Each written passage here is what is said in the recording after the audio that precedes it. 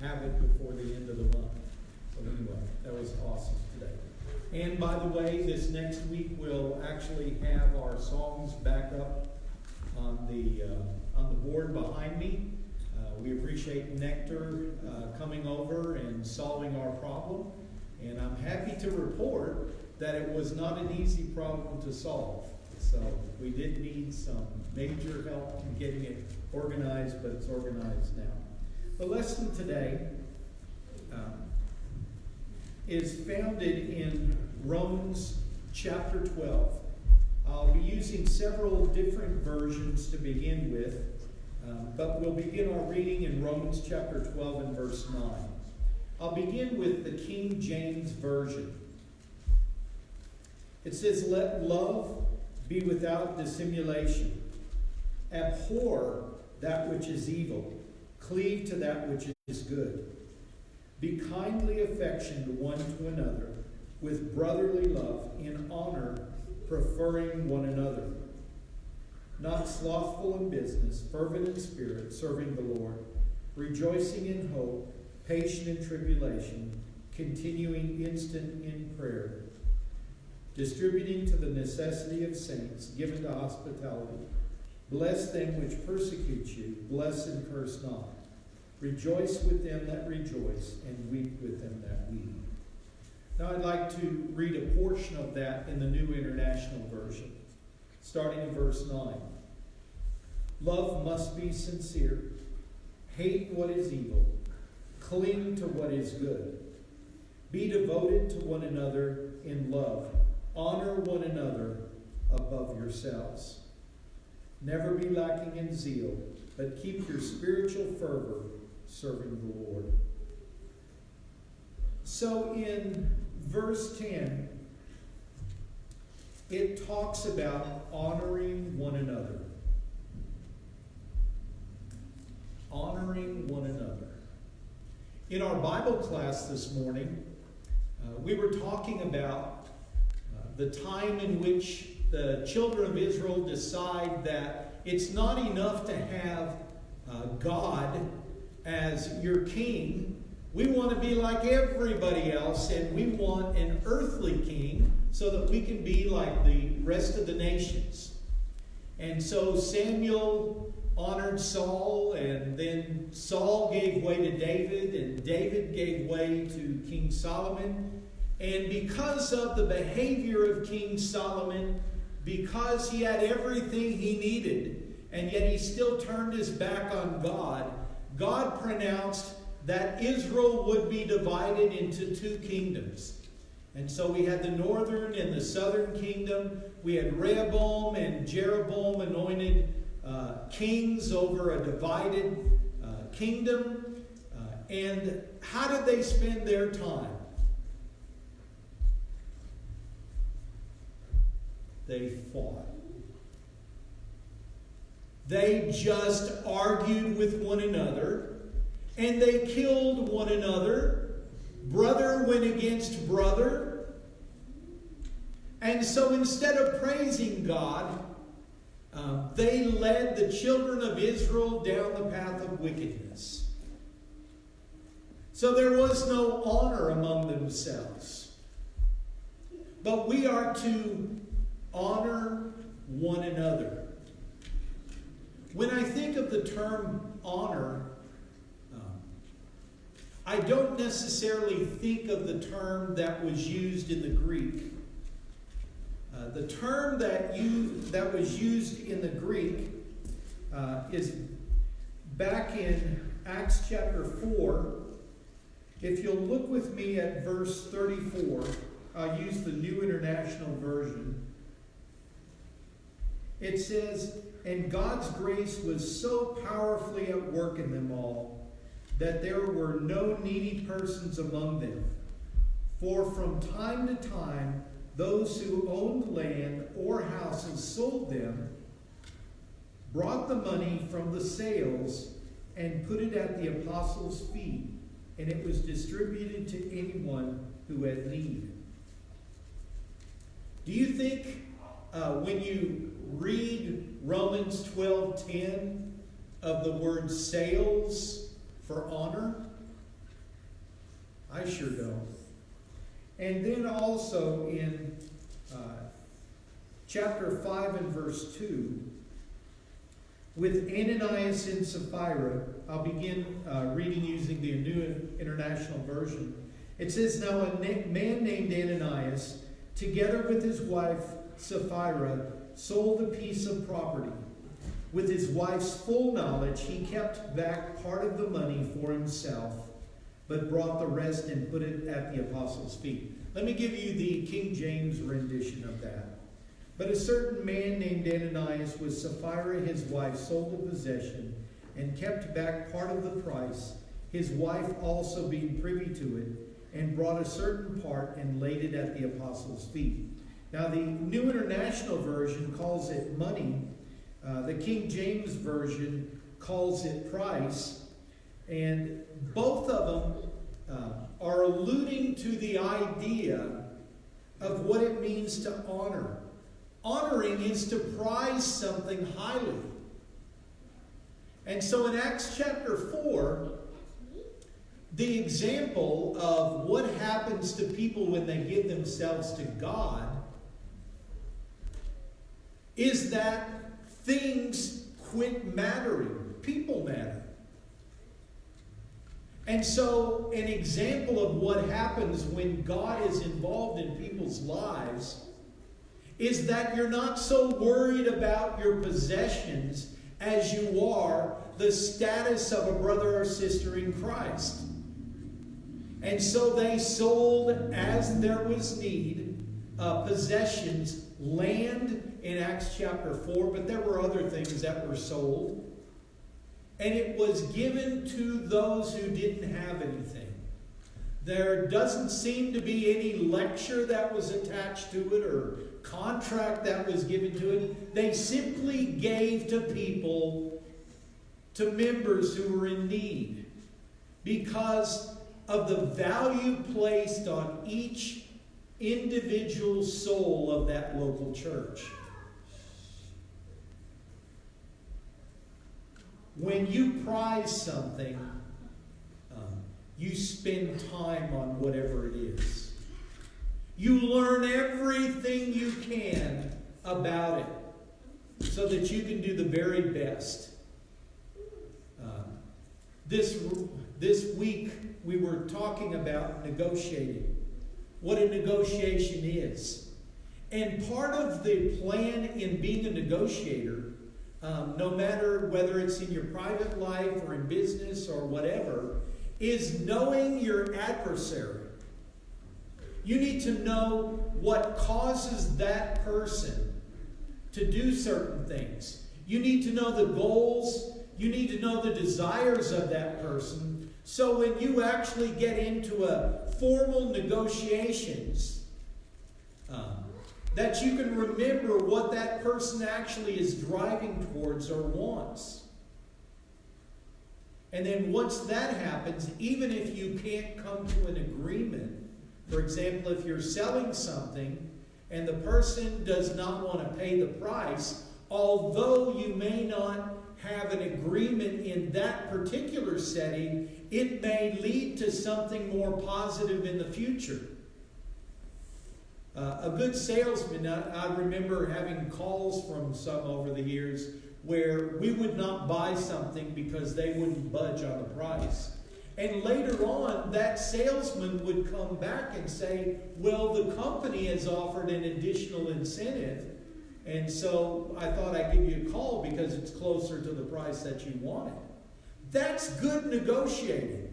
Knowing your opponent. How much more significant is it when it's not your opponent and you're not trying to sell something to somebody, but you're trying to be a godly person. You're trying to encourage your brother or sister in Christ to continue their relationship with God and not be discouraged. We need to know one another well. We need to know what provokes one another to love and good works. That's from Hebrews chapter 10, 24 through 26. And I've mentioned this before, that word provoke is not a negative term. most of the time, whenever I heard the word provoke, it was, Kurt, don't provoke your brother.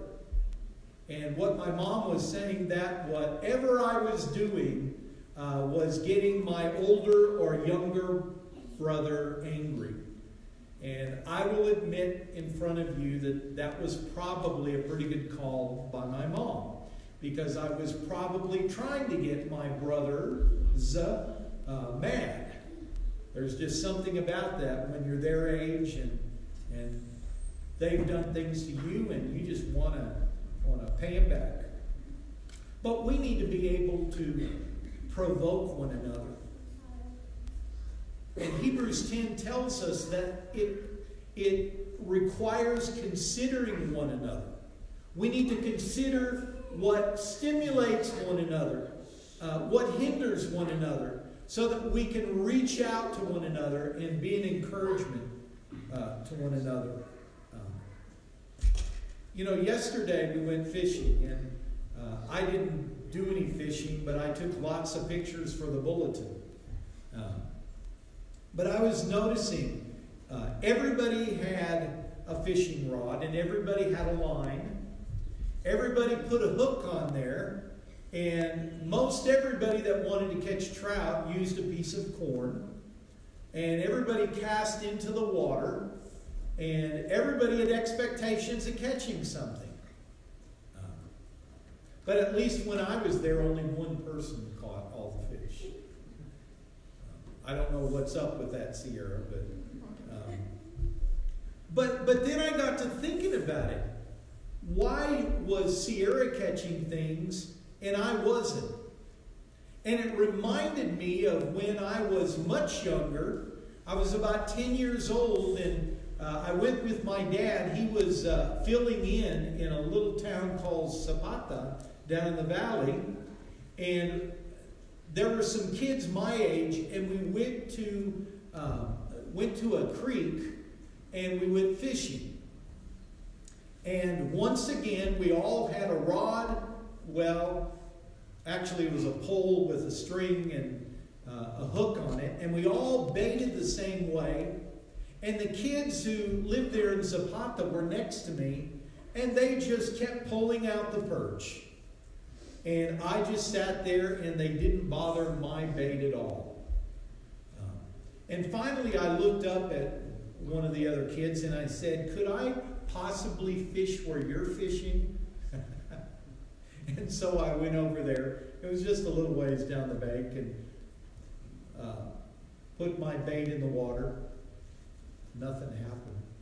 And he took over my spot, and he just started pulling them back in.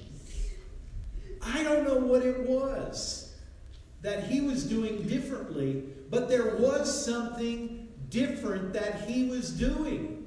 And it's because he had fished there before. And when you fish, you realize the size of the hook matters.